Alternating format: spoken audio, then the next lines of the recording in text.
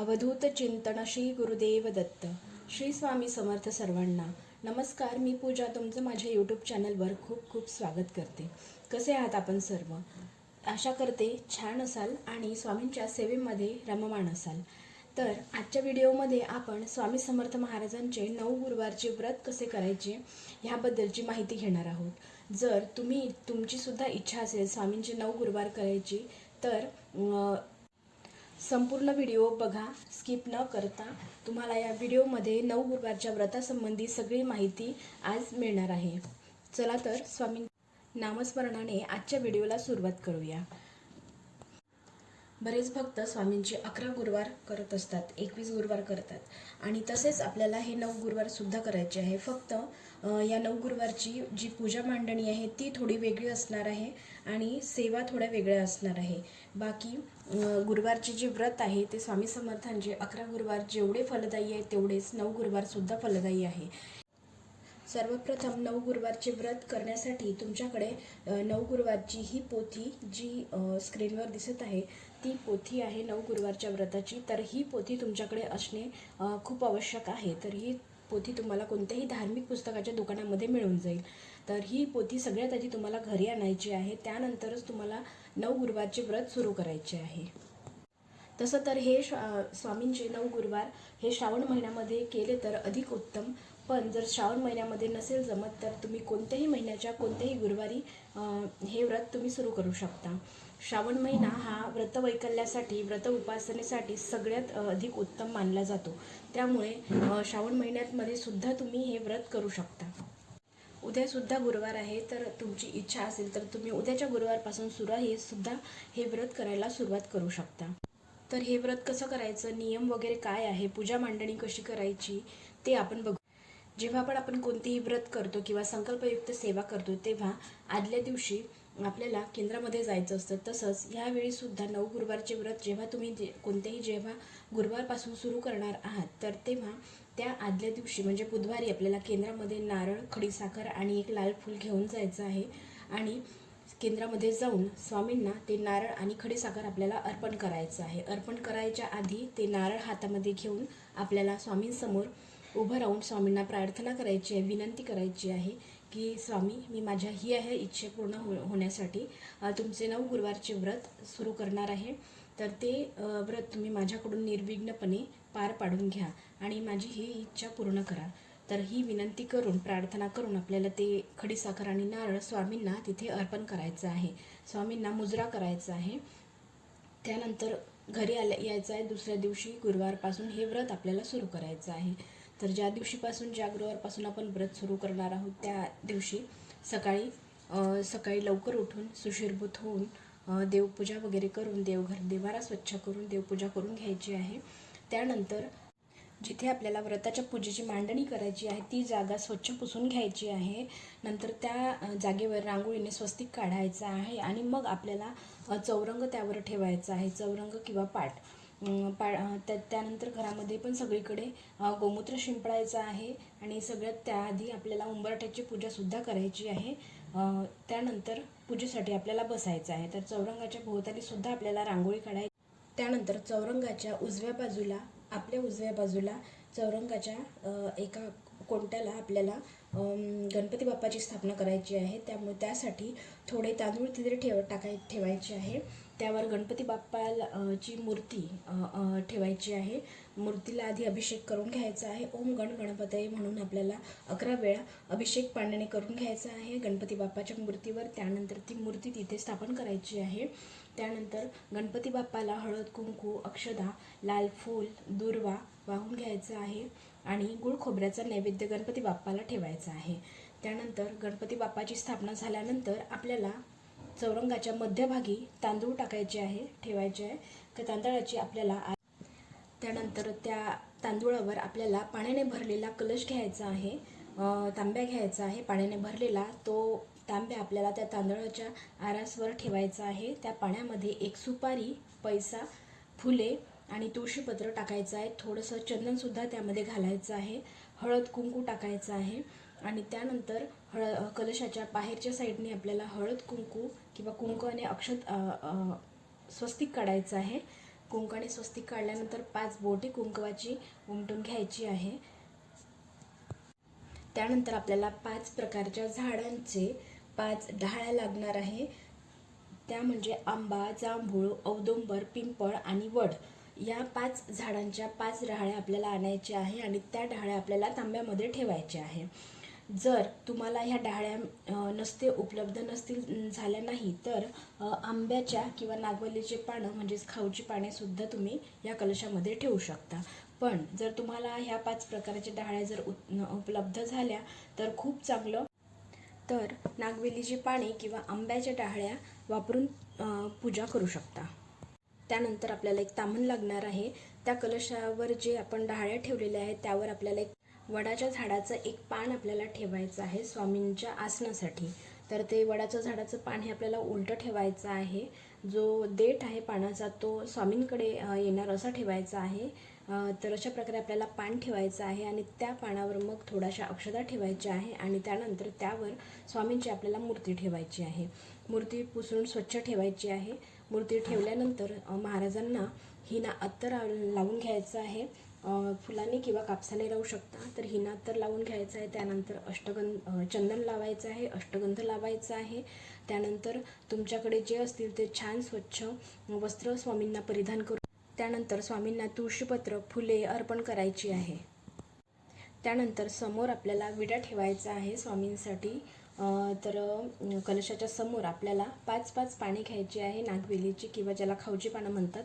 तर 5-5 पाने आपल्याला ओवीने ठेवायची आहे आणि त्या 5-5 पानांवर खारी, खोबरे, बदाम, हळकुंड हे एक आपल्याला ठेवायचं आहे. प्रत्येक पानावर एक खारीक, एक खोबरं, एक हळकुंड, एक सुपारी असं आपल्याला प्रत्येक 5ही पानांवर ठेवायचं आहे. तर अशा प्रकारे आपल्याला 5 विडे ठेवायचे आहे.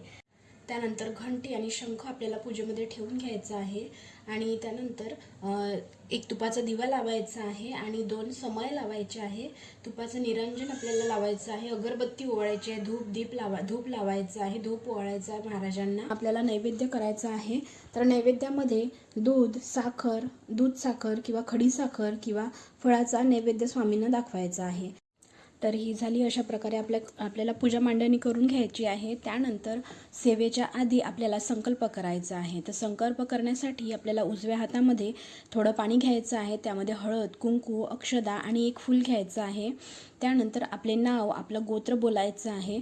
त्यानंतर गणपती बाप्पाला नमस्कार करून, कुलदेवतेला नमस्कार करून, स्मरण करून आपल्याला संकल्प घ्यायचा आहे स्वामींसमोर. तर आपल्याला संकल्प घेताना आपली इच्छा बोलायची आहे आणि कोणत्या इच्छेसाठी आपण हे व्रत करणार आहोत ते बोलायचं आहे की माझी हे इच्छा पूर्ण होण्यासाठी मी 9 गुरुवारचे व्रत करत आहे. तरी महाराज तुम्ही माझ्याकडून हे व्रत निर्विघ्नपणे पार पाडून घ्या असा संकल्प आपल्याला बोलायचा आहे. आणि त्यानंतर हे पाणी, हातातलं पाणी जे आहे ते ताम्हणामध्ये सोडून द्यायचं आहे आणि हे पाणी नंतर तुळस सोडून इतर कुठल्याही झाडाला. तर अशा प्रकारे आपल्याला संकल्प घ्यायचा आहे. आता संकल्प झाला, पूजा मांडणी सुद्धा झाली. त्यानंतर सेवा कोणती करायची आहे तर आपल्याला 9 गुरुवारची ही जी व्रताची पोथी आहे तर ह्या पोथीचे आपल्याला वाचन करायचे आहे. या पोथी वाचनामध्ये काही अध्याय आहे तर ते अध्याय आपल्याला वाचायचे आहेत. यामध्ये तारक मंत्र आहे आणि प्रथम अध्याय आपल्याला सुरू करायचं आहे. त्यानंतर द्वितीय आणि तृतीय अध्याय असे 3 अध्याय आहे. 3 अध्यायाची ही पोथी आहे. तर सर्वात आधी वाचायला आपल्याला अध्याय वाचायचे आहे. त्यानंतर 11 वेळेस आपल्याला तारक मंत्र वाचायचा आहे जो या पोथीमध्ये सुद्धा आहे आणि आपल्यापैकी बऱ्याच भक्तांचा तो पाठ सुद्धा आहे. तर 11 वेळा आपल्याला तारक मंत्र म्हणायचं आहे आणि ह्या पोथीचं वाचन करायचं आहे 3 अध्यायाचं. तर ही व्रताच्या पोथीतील 3 अध्याय, 11 वेळा तारक मंत्र हे आपल्याला वाचायचं आहे. आणि त्यानंतर श्री गुरु स्वामी समर्थ अष्टोत्तर नामावली ही सुद्धा या पोथीमध्ये दिलेली आहे. म्हणजेच स्वामींची अष्टोत्तर नामावली यामध्ये दिलेली आहे. तर ही नामावली स्वामींची आपल्याला वाचायचं आहे आणि एक नाव स्वामींचं वाचत, तुमची इच्छा असेल तर स्वामींचं एक नाव वाचत एक तुळशीपत्र आपण स्वामींना अर्पण करू शकतो. तर प्रत्येक अष्टोत्तर नामावली वाचून एक तुळशीपत्र स्वामींना अर्पण करायचं आहे. अशा प्रकारे ही पण सेवा या दिवशी आपल्याला करायची आहे. तारक मंत्र म्हणायचं आहे आणि यामधील 3 अध्याय वाचायचे आहे. तर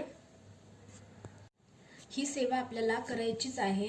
या व्रतामध्ये ही सेवा महत्त्वाची आहे. पण तुमची इच्छा असेल तर तुम्ही श्री स्वामी चरित्र सारामृताचं पारायण सुद्धा गुरुवारी करू शकता. प्रत्येक गुरुवारी एक पारायण तुम्हाला करायचं आहे आणि 11 माळी श्री स्वामी समर्थ जाप करायचा आहे. तर ह्या सगळ्या सेवा केल्यानंतर आपल्याला स्वामींची आरती करायची आहे. त्यानंतर आरती आपल्याला आरती ह्या व्रताच्या पुस्तकामध्ये सुद्धा, पोथीमध्ये सुद्धा आरती दिलेली आहे. तर ती आरती आपल्याला करायची आहे. या व्यतिरिक्त तुम्हाला जी कोणती आरती स्वामींची आवडत असेल ती आरती सुद्धा तुम्ही करू शकता. तर अशा प्रकारे आपल्याला पूजा मांडणी करायची आहे आणि ह्या प्रकारच्या सेवा आपल्याला करायच्या आहे. नवही गुरुवारी प्रत्येक पहिल्या गुरुवारी जशी आपण मांडणी करणार आहोत तशीच आपल्याला प्रत्येक गुरुवारी पूजा मांडणी करायची आहे. आणि पहिल्या गुरुवारी जर आपण सकाळी मांडणी केली असेल तर 9ही गुरुवार आपल्याला सकाळीच मांडणी पूजेची करायची आहे आणि सेवा सुद्धा सकाळीच करायची आहे. जर तुम्ही संध्याकाळी मांडणी केली पहिल्या गुरुवारी तर तुम्हाला प्रत्येक गुरुवारी पूर्ण 9 गुरुवार संध्याकाळीच पूजेची मांडणी करून पूजेची सेवा करायची आहे. तर अशा प्रकारे हे व्रत आपल्याला करायचं आहे. त्यानंतर 9ही गुरुवार आपल्याला उपवास करायचा आहे. उपवास करताना दिवसभरामध्ये तिखट मीठ खाऊ नये, फक्त फळाहार करायचा आहे. चहा कॉफी घेऊ शकता, तिखट मीठ खायचं नाही आहे. आणि रात्री आपलं साधं भात, वरण, भाजी, पोळी स्वयंपाक करून महाराजांना नैवेद्य दाखवून आरती करून आपल्याला उपवास सोडायचा आहे. संध्याकाळी रात्रीच्या स्वयंपाकामध्ये आपल्याला एखादा गोडाचा पदार्थ स्वामींच्या नैवेद्यामध्ये आवर्जून ठेवायचा आहे.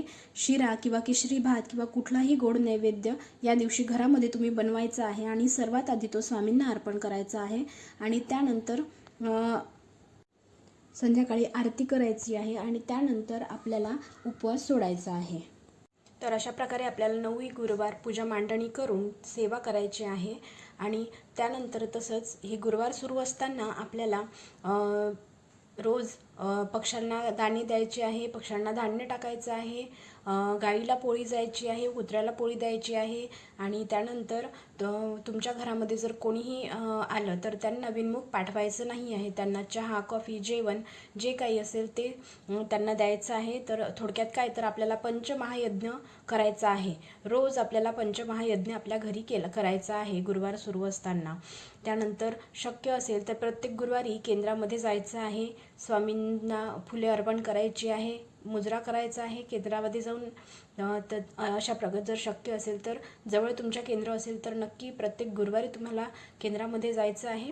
आणि त्यासोबतच आता या गुरुवारचं उद्यापन, तर 9 गुरुवारचं उद्यापन कसं करायचं, तर 8 गुरुवार आपल्याला पूजा जशी मांडली आपण तसंच 9व्या पूजा मांडायची आहे आणि उद्यापन सुद्धा आपल्याला 9व्या गुरुवारीच करायचं आहे. तर गुरुवारी सुद्धा पूजा तशीच मांडायची आहे आणि त्यानंतर नैवेद्य करायचा आहे महाराजांना. भात, वरण, भाजी, पोळी, गोडाचा पदार्थ, पुरणाचा नैवेद्य करू शकता. त्यानंतर तुमची इच्छा असेल तर मुलांना जेव घालू शकता किंवा आजूबाजूचे तुमचे मित्रमंडळी किंवा रिलेटिव्सला तुम्ही प्रसादासाठी बोलवू शकता. आणि जर तुम्ही मुलांना जेव घातलं तर ज्या पण मुलांना किंवा सुवासिनींना तुम्हाला जेव घालायचं आहे तर सुवासिनींना किंवा मुलांना ज्यांनाही तुम्ही बोलवलं आहे प्रसाद घेण्यासाठी, जेवण करायसाठी किंवा प्रसाद घेण्यासाठी, तर त्यांना तुम्ही 9 गुरुवारची जी पोथी आहे तर ती 9 पोथ्या तुम्हाला 9 लोकांना वाटायच्या आहे. तर जसं तुम्ही 9 सवाशिनी जर बोलवल्या तुम्ही प्रसादासाठी तर 9 सवाशिनींना तुम्हाला ही पोथी द्यायची आहे. तर 9 पोथी बऱ्याच ठिकाणी जेवणाचा कार्यक्रमसुद्धा काही लोक करत असतात. पण तुम्ही साधा शिरा, खीर किंवा कोणताही गोडाचा पदार्थ करून बोलवू शकता प्रसादासाठी तुमच्या आजूबाजूच्यांना किंवा मित्रमैत्रिणींना किंवा रिलेटिव्सना. त्यांना तुम्ही बोलवू शकता प्रसादासाठी. त्यानंतर तुम्ही अन्नदान करू शकता. अन्नदान सगळ्यात श्रेष्ठ दान आहे. तर तुम्ही त्यानंतर मासिक अडचण जर आली तर फक्त उपवास आपल्याला करायचा आहे. पण तो उपवास आपला गृहीत धरला जाणार नाही किंवा गृहीत धरू नये.